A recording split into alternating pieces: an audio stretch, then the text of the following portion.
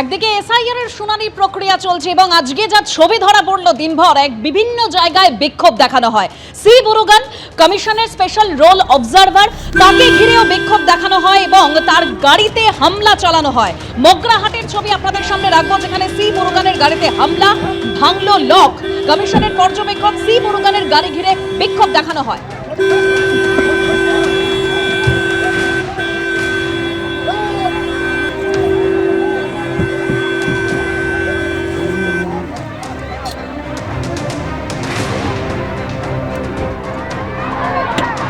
দুটো ছবি দেখতে পাচ্ছেন, একদিকে সি মুরুগানের গাড়িতে হামলা চালানো হয় আর অন্যদিকে মগরাহাটে হিয়ারিং সেন্টারে পর্যন্ত বিক্ষোভ দেখায় তৃণমূলের একাংশ।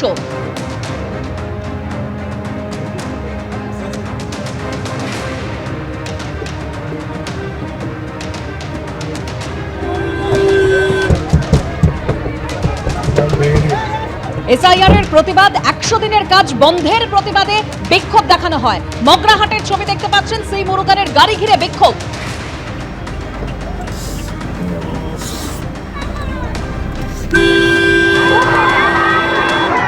আমরা এসেছি এসআইআর এর উপরে প্রতিবাদ করতে এবং আবাস যোজনার যে সমস্ত যে কাজ বন্ধ দিয়েছে তার প্রতিবাদের জন্য আমরা আজকে এখানে আমরা ইলেকশন কমিশনার চাই না, চাই না, বাংলার ইলেকশন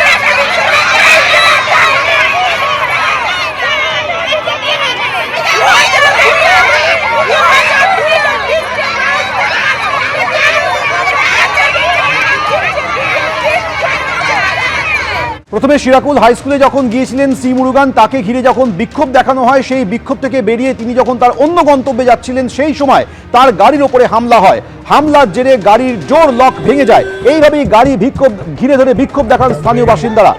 এসআইআর প্রক্রিয়া নিয়ে তাদের আপত্তি রয়েছে, কেন্দ্রীয় বঞ্চনা নিয়ে তাদের আপত্তি রয়েছে। তারই প্রতিবাদে সি মুরুগানের গাড়িতে এইভাবে ঘিরে বিক্ষোভ এবং তারপর হামলায় ভাঙল ডোর লক।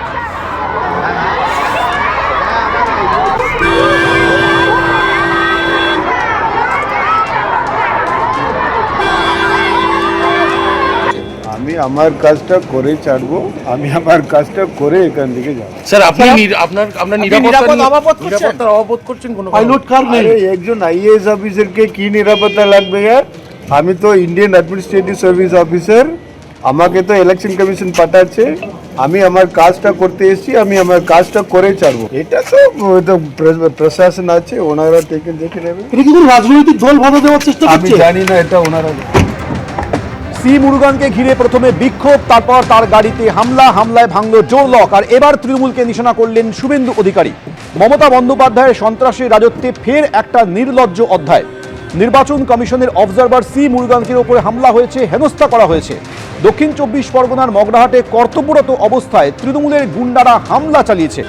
এটা একজনের উপরে নয়, গণতন্ত্র, সংবিধান এবং ভোটারদের উপর হামলা। মমতা বন্দ্যোপাধ্যায়ের রাজত্বে পশ্চিমবঙ্গ জঙ্গল রাজ্যে পরিণত হয়েছে।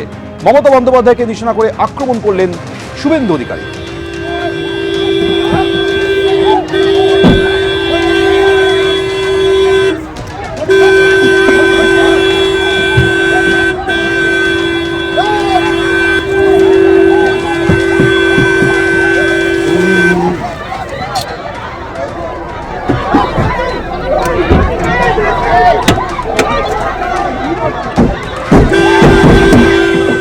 যে ছবি আপনারা দেখলেন, মগরাহাটে মুরুগানের গাড়িতে যে বিক্ষোভ দেখানো হয় তা নিয়ে সওয়াল করেছেন পার্থ ভৌমিক। তিনি যেটা বলছেন যে দেওয়ালে মানুষের পিঠ ঠেকে গিয়েছে, কিন্তু আমরা পাশে থাকার আশ্বাস দিয়েছি, কেউ মাথা গরম করবেন না। কি বলেছেন পার্থ ভৌমিক, শোনাবো আপনাদের।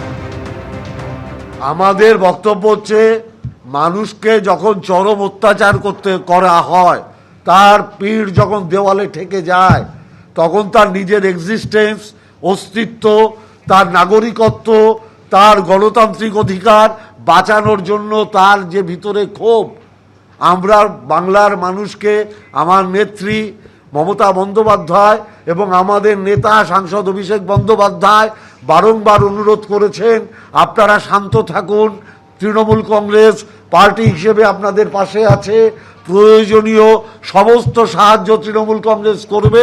আমরাও বলছি, আপনারা কেউ উত্তেজিত হবেন না, সমস্ত রকম সাহায্য তৃণমূল কংগ্রেসের পক্ষ থেকে আপনারা পাবেন। যদি কারোর মাথা গরম হয়ে উত্তেজক কিছু করে থাকে, নিশ্চিতভাবে মানুষের সাথে আমাদের দলের নেতারা কথা বলবেন, কারণ বিক্ষোভটা পার্টি করেনি, বিক্ষোভটা সাধারণ মানুষ করেছে। এদিকে এসআইআর নিয়ে ফের নির্বাচন কমিশনকে আক্রমণ করলেন মুখ্যমন্ত্রী মমতা বন্দ্যোপাধ্যায়। তিনি বলছেন, ধৈর্য ধরছি, সহ্য করছি, কিন্তু সহ্যের একটা সীমা থাকে। বাংলার মানুষ মাথা নত করে না, লড়াই চলছে, চলবে। মনে রাখবেন, সহ্য করছি, ধৈর্য ধরছি, সহ্যেরও একটা লিমিট থাকে। রামকৃষ্ণ পরমহংসদেব বলেছিলেন, একটা সাপ তাকে গিয়ে বলেছিল, আপনি তো আমাকে কামড়াতে বারণ করেন, আমি কাউকে কামড়াই না, কিন্তু আমাকে সবাই খুব মারে জানেন, আমার খুব কষ্ট হয়। রামকৃষ্ণ পরমহংসদেব বললেন, আমি তোমায় মারতে বারণ করেছি, আমি তোমাদের তো ফোঁস করতে বারণ করিনি। ফোঁস কিন্তু থাকবে, জেনে রেখে দিন। বাংলার মাটি মাথা নত করে না। প্রত্যেকটা মানুষের গণতান্ত্রিক অধিকার যেন রক্ষিত হয়, এর জন্য লড়াই চলছে এবং চলবে। মমতা বন্দ্যোপাধ্যায় হিন্দু হিন্দু করলে আমিও মোল্লাদের নেতা সাজবো, ফের হুঙ্কার জনতা উন্নয়ন পার্টির প্রধান হুমায়ুন কবিরের। সরকারি টাকায় দুর্গাঙ্গন হচ্ছে, জগন্নাথ মন্দির হয়েছে, দুর্গাপুজোয় সরকারি টাকায় 1 লাখ অনুদান দেওয়া হয়, আমি তো মোল্লাদের নেতা সাজবই, পারলে আমাকে রুখে দেখান, হুঙ্কার হুমায়ুন কবির। শুভেন্দুবাবু যদি হিন্দু হিন্দু করে, মমতা ব্যানার্জি যদি কম্পিটিশন করে সরকারি টাকায় দুর্গায়ন করা, ওধারে জগন্নাথ মন্দির হয়ে গিয়েছে, আবার কার্নিভাল হয়, আবার 1,10,000 করে দুর্গাপুজোর অনুদান সরকারি টাকা থেকে দিতে পারে, আমি তো মোল্লাদের নেতা সাজবই। ওনারা হিন্দুদের নেতা সাজুক, আমি মোল্লাদের নেতা সাজবো। আমি তো ডাইরেক্ট বলছি, পারলে আমাকে রুখেলে। মমতা ব্যানার্জি উন্নয়নবাদী তো মন্দির করার কম্পিটিশন করে বেড়াচ্ছে, তাহলে আপনারা সেখানে দেখতে পাচ্ছেন না? 26-এর ভোটের জাতিগত যে বিভাজন সেটা প্রকটভাবে হবে।